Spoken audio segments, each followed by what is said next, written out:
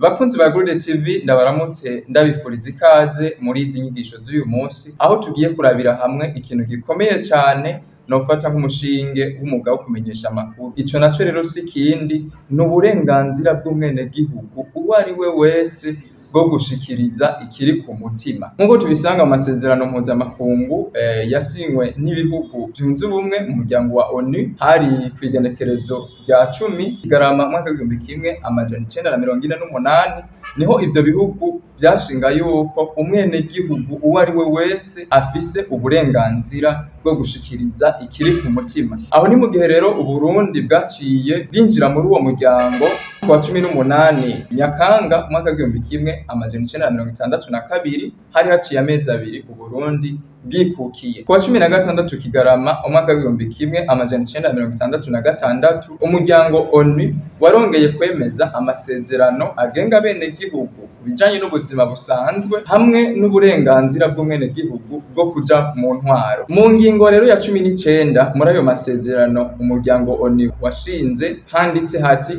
umwenegihugu uwo ari we wese afise uburenganzira bwo gushikiriza ikiri ku mutima, ntiyogira ikimubakiye iyo ashaka gushikiriza ikiri ku mutima wiwe abicishije mw'itangazamakuru. Ayo masezerano rero Uburundi bwahavuye buyashira mu ngiro kuwa 14 Ntwarante umwaka w'1990. Kuwa 28 Mukakaro umwaka w'1989 niho hashingwa amasezerano y'ibihugu vya Afrika yemeza uburenganzira bw'abenegihugu bwo kuronka amakuru no gushikiriza ikiri ku mutima bisunze amategeko. Rero umwenegihugu afise uburenganzira bwo gushikiriza ikiri ku mutima ariko yisunze amategeko.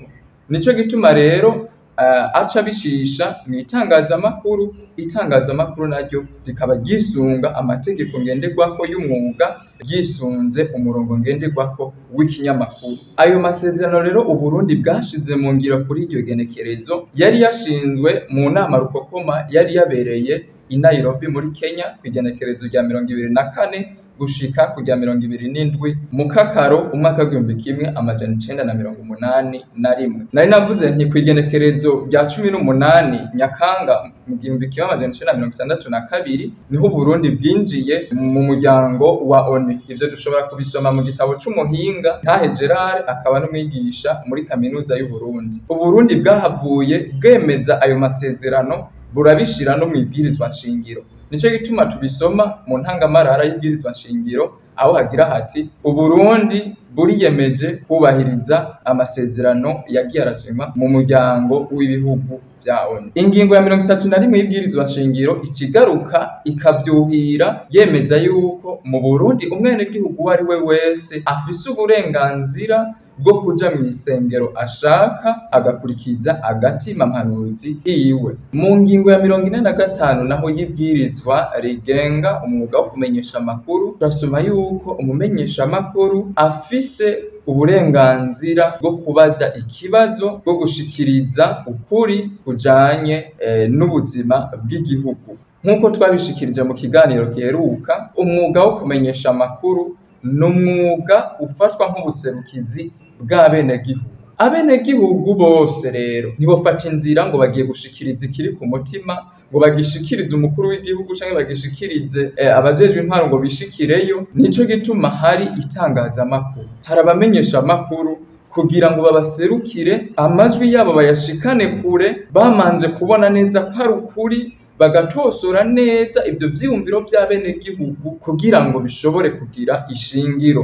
Iruhande y'abashinga amateka nk'uko tubisoma mu gitabo ca Daniel Cornu, abamenyesha amakuru no wundi mugwi wa kabiri userukira abenegihugu. Haca haza umuhinga yitwa François Bernier niwe agira ati umumenyesha amakuru iyo ahagurutse aba ari nk'igihugu gihagurutse kuko afitaniye amasezerano n'abenegihugu. Ayo masezerano naho ataboneka mugabo ariho, hari ikintu gituma umumenyesha amakuru yorondera amakuru ngo ayashikirize abenegihugu. Duca tubona n'umufilozofe umwanditsi Albert Camus niwe agaruka akagira ati iyo amakuru ariko arashikirizwa aba ari igihugu gikoranye kiriko cumviriza uwo carungitse. Tumaze kumva rero yuko umwuga wo kumenyesha amakuru ari ubuserukizi bw'abenegihugu, muca mwumva yuko umwenegihugu nawe ategerezwa gufata itangazamakuru nk'ubuserukizi bwiwe, agaheza rero akumva yuko ashobora gushikiriza iciyumviro ciwe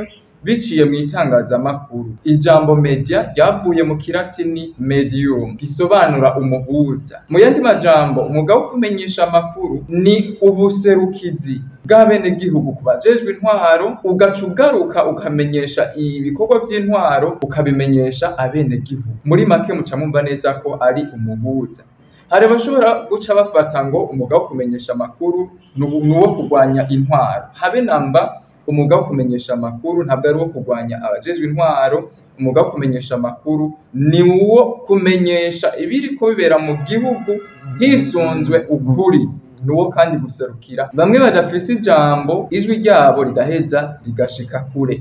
Umwuga wo kumenyesha amakuru kandi nuwo kuraba ko intwaro iriko irashitsa ingingo canke indagano baba barashikiriza ko bazorangura. Aho rero nkaca nkebura babandi bakurikira amakuru atari y'abantu babizi umwuga wo kumenyesha amakuru, batazi amategeko ngenderwako y'umwuga wo kumenyesha amakuru, canke babandi bashobora kwigira abamenyesha amakuru bashikiriza imvugo zitabereye, imvugo zibiba urwanko.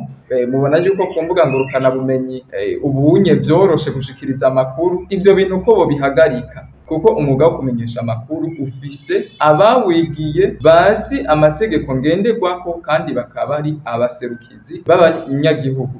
Rero mwebwe muriko murakurikirana izi nyigisho, mwomenya yuko itangazamakuru ririho ku bwanyu. Nico gituma ata muntu aba arekuriwe kuburagiza ibikorwa vy'itangazamakuru, kuko uwuburagiza ibikorwa vy'itangazamakuru wese aba ariko araburagiza igihugu. Muri make rero bakunzi ba Gode TV, iyi nyigisho y'uyu munsi yarigamije kubereka ko itangazamakuru ririho ku bwanyu, kongera kubibutsa yuko umwenegihugu wese afise uburenganzira bwo gushikiriza ikiri ku mutima abicishije mu itangazamakuru, kuko itangazamakuru naryo riraheza rigakoresha ukuri, riraheza rikaraba neza ko ibyo mushikiriza ari ukuri, hanyuma rikabishikiriza, rigaheza kandi rikabashikiriza ibiriko biraba mu gihugu, ibikorwa vy'intwaro rikabibamenyesha kugira ngo mumenye ibiriko bibera mu gihugu, mumenye iyo igihugu gitera kija.